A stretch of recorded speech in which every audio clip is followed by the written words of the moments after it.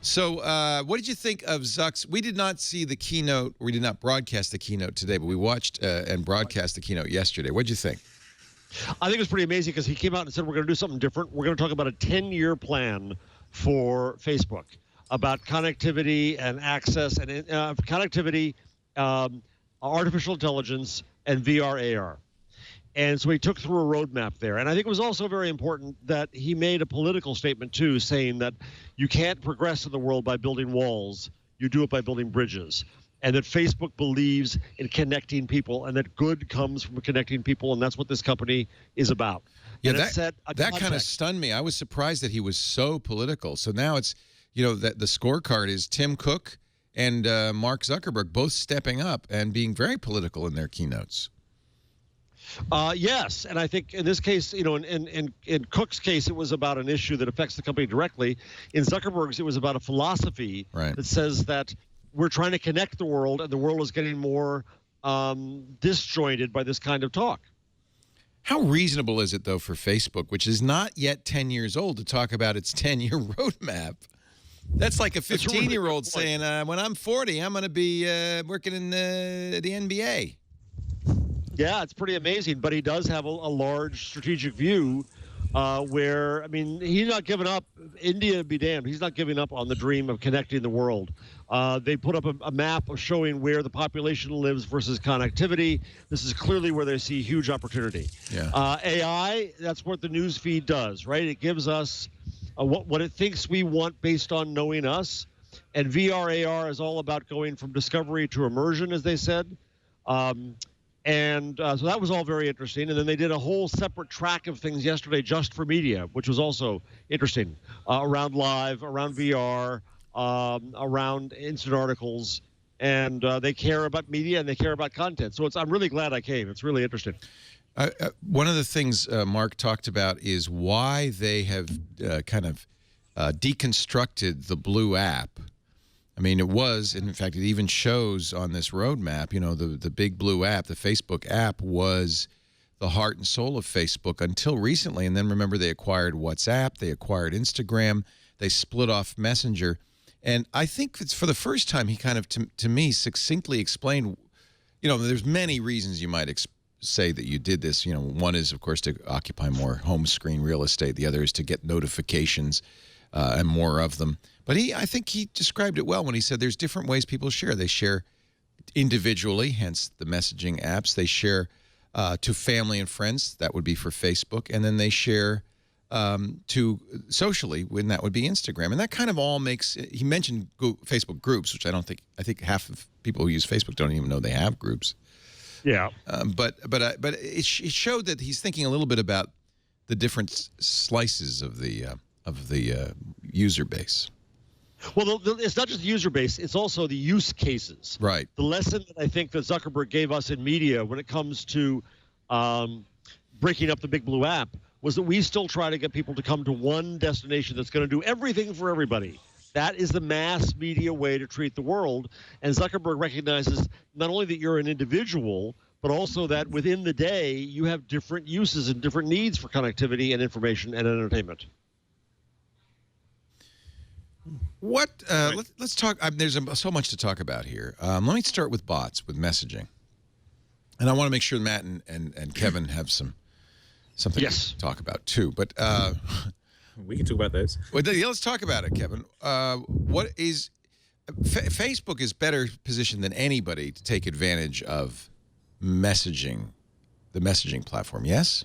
Maybe. I mean, the thing is, they've already got two big messaging apps, and almost a billion users for each.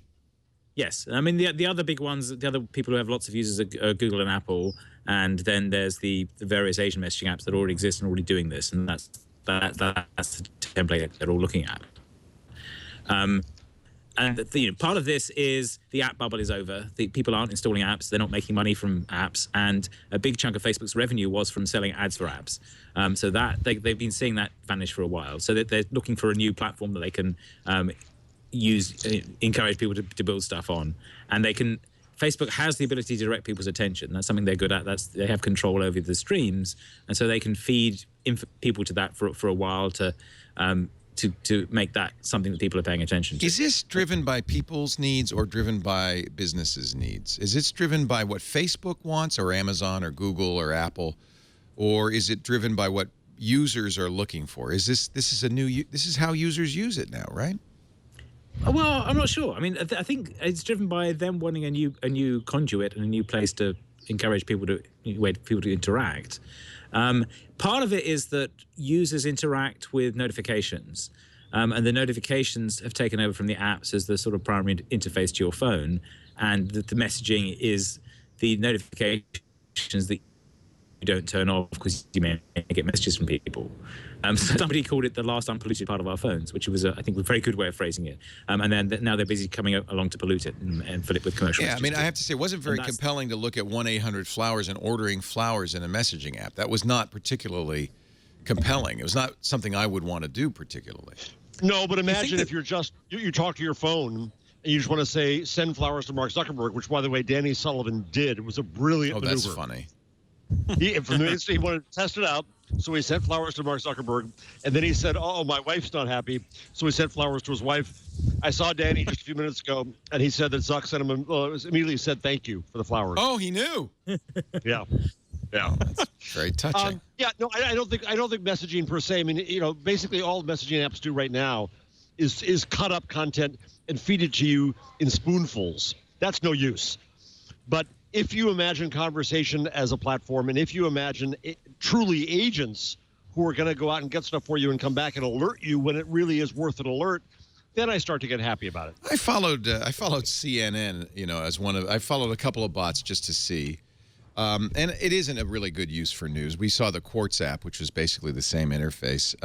What's interesting is that the Facebook platform does allow them to do a carousel within Messenger. So I actually get the stories, kind of scrolling horizontally, which is interesting. And then there's buttons on every one, so I can read the story, get a summary, ask CNN, and I presume that alerts will come through this way. I don't know if this is better than an app from the point of view of the user. I'll tell you one thing from the point of view of the user. I would much rather talk to a phone representative than have to interact with the company in messaging. That's going to be painful. Do you think that there's an age difference? Well, it depends. Go ahead. Let's let Matt weigh in here. Well, I'm just curious if there's an age difference, because I'm kind of with you, Leo. I'm like, this sounds like my worst nightmare, to have to talk to companies on a chat system, and an automated, AI chat system doesn't sound all that much better. But I'm wondering if people who are, a little younger might feel more comfortable having those sorts of conversations. Maybe I'm the cranky old man, or we're the cranky old men. I don't know. Well, it does recognize that younger people are much more comfortable interacting with their phone than a tablet or a computer. I mean, that's really where they live. They're probably more facile than you and I are on the keyboard. But I mean, remember, young people aren't even using Facebook very much. They're using Snapchat. And so this is going to be a tough one for Facebook, because while they are dominant, for instance, I think Amazon's Echo is a much better platform for ordering flowers than a text-based chat.